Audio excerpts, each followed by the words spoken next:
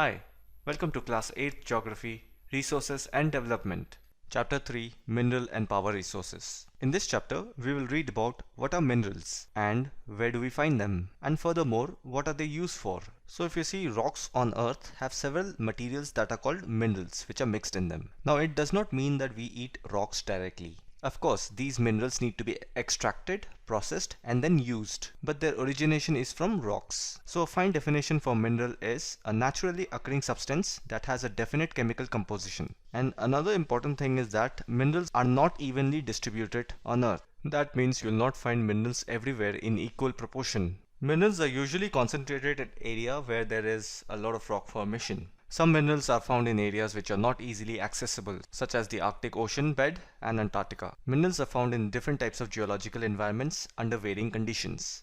We have read many times that the geological structure of Earth is uneven. That means no two places are the same. You'll find mountains at some places, you'll find plains at some places, you'll find plateau in some places, then you'll find forest in some places. And we also know that the weather and the climatic condition is also not same in two places, because climate changes with latitude. As we go up, it's cold out there, and in the center it's very warm in the equator. Again, minerals don't need any kind of human interference. They are natural. Now it is very important to identify the minerals, because then you will not make proper use of it. We need to identify them with the help of physical properties like color, density, hardness and other chemical properties such as solubility. Now let's understand what are the different classification of minerals. So we have more than 3000 types of different minerals. But to classify them, we need to understand their composition. So broadly, minerals are classified into two categories, metallic and non-metallic. So metals, as we know, they are hard substances. And they are also very good conductor of heat and electricity. That's why we use metallic utensils to cook food, because it's a good conductor of heat. And then we use copper wires for transferring electricity. And metals also have characteristic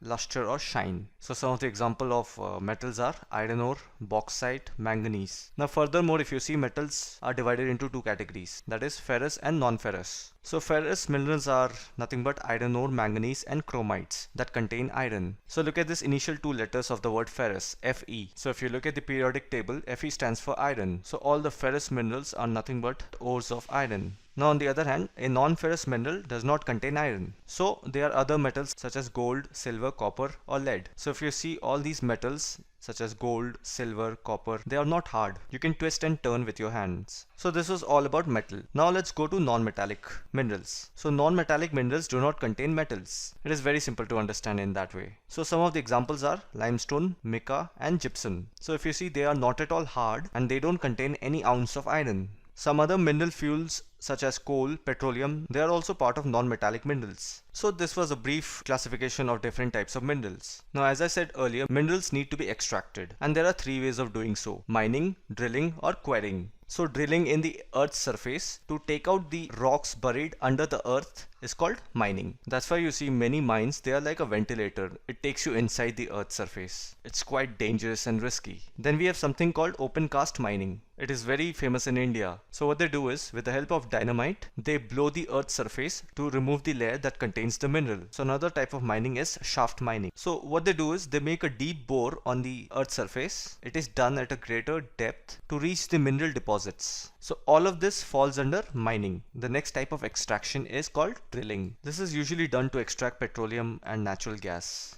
So here's a picture that shows how drilling is done. And the third type of extraction is quarrying. So quarrying is done by simply digging out the mud. I think this is the most easiest one, though we need hard labor for this, but it is comparatively cost effective. So what happens here is, you take bunch of people, start digging out the earth's surface. So this is good for minerals that lie near the surface. You don't have to go deep down. Now let's try to understand the distribution of minerals. So there are basically three types of rocks: igneous, metamorphic and sedimentary rocks. And minerals are usually found in these rocks in different proportion. Metallic minerals are found in igneous and metamorphic. Igneous rock is formed by solidifying of molten magma, and metamorphic rock is formed when igneous and sedimentary rocks go through high pressure and intense heat. And both of them are found in large quantity in plateau. That's why I've said this earlier, that most of the metallic minerals are found in like Chhota Nagpur plateau and areas near Jharkhand, Chhattisgarh, Odisha. Sedimentary rocks are found mostly beneath the seabed.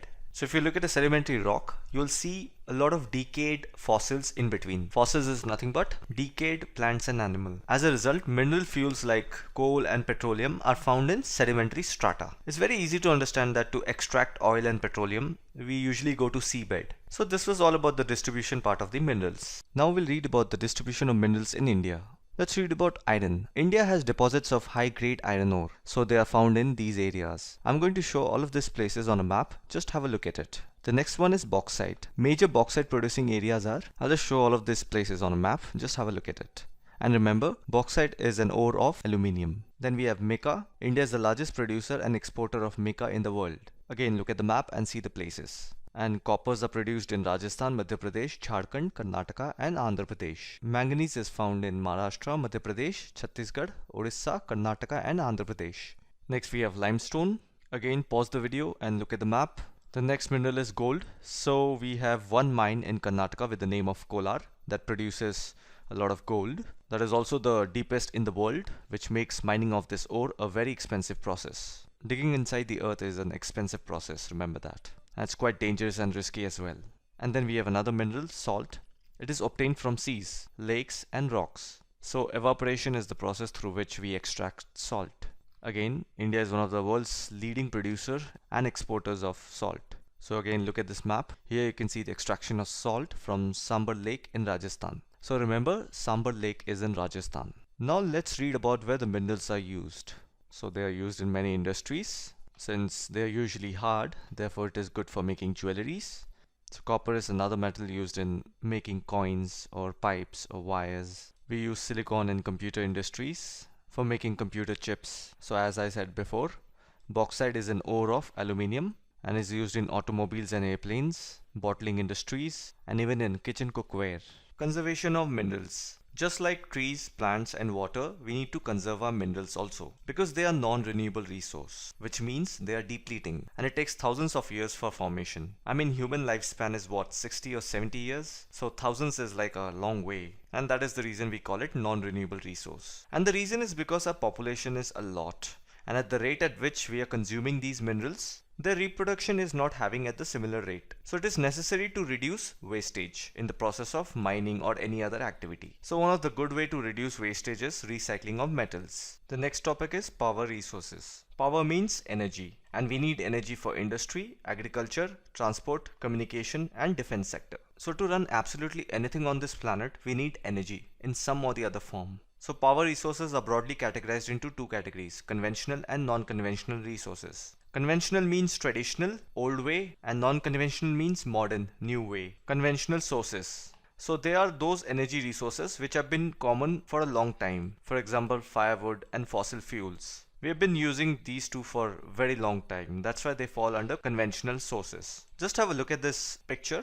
In this you can see what are the conventional sources of energy and what are the advantages and disadvantages. So pause the video and look at it. So some of the conventional sources of energy are firewood. It is widely used for cooking and heating. Villagers still use this till date. The next is the fossil fuel. So when we say fossil fuel, we mean coal, petroleum and natural gas. So dead remains of plants and animals which were buried under the earth for millions of years got converted into fossil fuels with the help of heat and pressure. So this is totally an evolutionary process. When there were new land formations, a lot of changes took place. A lot of plants and animals got destroyed. And over the years, these dead remains of plants and animals, they got converted into fossil fuel with the help of heat and pressure. And the next conventional energy is coal. They're found in abundant. So coal is used in industries such as iron and steel. But more importantly, we use coal to generate electricity, and it is called thermal power. So coal is found beneath the earth's surface. Therefore, it is referred to as buried sunshine. So the leading coal producers of the world are China, USA, Germany, Russia, South Africa and France. In India, coal is found in Raniganj, Jharia, Dhanbad and Bokaro in Jharkhand. So you see Bokaro steel plant in Jharkhand, and we have read before that coal is used in industries such as iron and steel. So now you know that industries are also created close to the land of resources. And the next type of energy is petroleum. They are found between the layers of rocks and is drilled from oil fields located in offshore and coastal areas. So remember this, we always extract first crude oil. And after processing in refineries, we produce a variety of products like diesel, petrol, kerosene, wax, plastics and lubricants. And petrol is also called black gold because it is very valuable. So the countries that produce petroleum are Iran, Iraq, Saudi Arabia and Qatar. So mostly the Middle East countries. And other countries are USA, Russia, Venezuela and Algeria. In India we have places like Digboi, which is in Assam, Bombay High in Mumbai, and deltas of Krishna and Godavari. And the next form of energy is natural gas. So they are found exactly where petroleum is there. And again, we need to do drilling in order to bring it to the surface. Natural gas is also used as domestic and industrial fuel. For domestic, we use natural gas to run cars, buses and vehicles. Because it is the cleanest form of energy, we don't have much of emission, carbon emission through natural gas. Some of the major producers of natural gas are Russia, Norway, UK and the Netherlands. So mostly the European nations are the major producers of natural gas. That's why you see most of the European countries, they look very serene and beautiful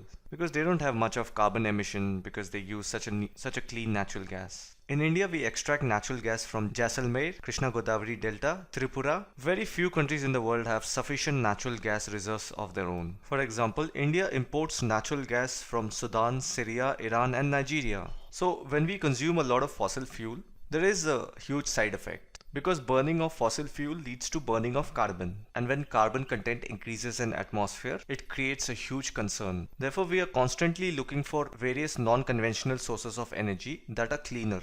And the next type of energy is hydel power. Remember, power produced out of water. So rainwater and river water are stored in a dam that falls from height. And when they fall over turbine blades, they move. And the moving blades turns the generator to produce electricity. And this is called hydroelectricity. And it is a non-conventional source of energy because after the generation of electricity, the water is used for irrigation. So there is no wastage. So currently 1/4 of world's electricity is produced by hydel power. And the countries that use are Paraguay, Norway, Brazil and China. We also have hydel power stations in India and they are located at Bhakra Nangal Dam, Gandhi Sagar Dam, Nagarjuna Sagar Dam and Damodar Valley projects. Moving on to the non-conventional sources of energy. They are also called unusual source of energy. We know that fuel reserves are getting exhausted and fossil fuels also causes environmental pollution. Therefore, we need to move towards using non-conventional sources of energy such as solar energy, wind energy, tidal energy, which are renewable. So one such non-conventional sources of energy is solar energy. Just go through this image and look at some non-conventional sources of energy, their advantages and disadvantages. So with the help of solar cells, we can produce electricity. And most of the tropical countries benefit out of this solar energy. Tropical countries are those countries that are there in the equatorial region because this place receives ample of sunshine as the sun rays falls directly on earth. Now some of the uses of solar energy are solar heater, solar cooker, solar dryers, and they are also used in traffic signal for lighting purpose. And the next type of non-conventional energy is wind energy. It is inexhaustible, which means it will never get over. For a long time we have been using wind energy for grinding grain and lifting water. But in modern time we have something called windmills. The winds rotate the windmill which is connected to a generator and that produces electricity. So an ideal location for putting a windmill is coastal region and mountains because this place have strong and steady wind blow. Some of the wind farms are found in Netherlands, Germany, Denmark, UK, USA and Spain. There are also developed nations and they have tapped on wind energy quite a lot. India being a developing nation, they are still coming up because wind energy is expensive. Building a windmill is very expensive. And the next type of energy is nuclear power. Power is extracted from nuclei of atoms, especially elements like uranium and thorium. So we need a nuclear reactor for that. In that we need to do a nuclear fission. The meaning of nuclear fission is blasting the atoms so that it produces power. Currently, USA and Europe are the largest producer of nuclear power. In India, Rajasthan and Jharkhand have large deposits of uranium, and thorium is found in large quantities in monazite sands of Kerala. Some of the nuclear plants in India are located in Kalpakam in Tamil Nadu, Tarapur in Maharashtra, and Rana Pratap Sagar near Kota in Rajasthan, Narora in UP, and Kaiga in Karnataka. This is a picture of nuclear energy, how nuclear energy is used to create electricity. I may do a separate video on this. And the next form of energy is geothermal energy. So by the word you can figure out it's geo and thermal. Thermal means heat. Geo means land. So heat energy obtained from earth is called geothermal energy. So as you go more and more inside the earth, the heat increases because of the molten magma in the core of the earth. Now this heat energy can be used to generate power. So geothermal energy is also a form of hot springs, something like hot steam coming out of land. So they are basically used for cooking and bathing So here's a picture, just have a look at this. So all you do is you drill a bore inside the Earth's surface and extract that heat through pipe, and that heat when mixed with water produces steam, and steam is used to rotate the turbine, which in turn produces electricity. And the next form of energy is tidal energy. So previously we have read about hydel energy. This is tidal energy. So please do not get confused. So energy generated from tides is called tidal energy. So if you look at this figure, it is pretty evident as to how tidal energy works. You build a dam, on top of this all the vehicles go, and beneath it you see all these small holes. The tides make the water flow through it, and inside there is a turbine. So with the help of the force generated by the tides, these turbines move, and when these turbines move, and that produces electricity. And remember, in hydel energy we stored the water and made it fall from a height.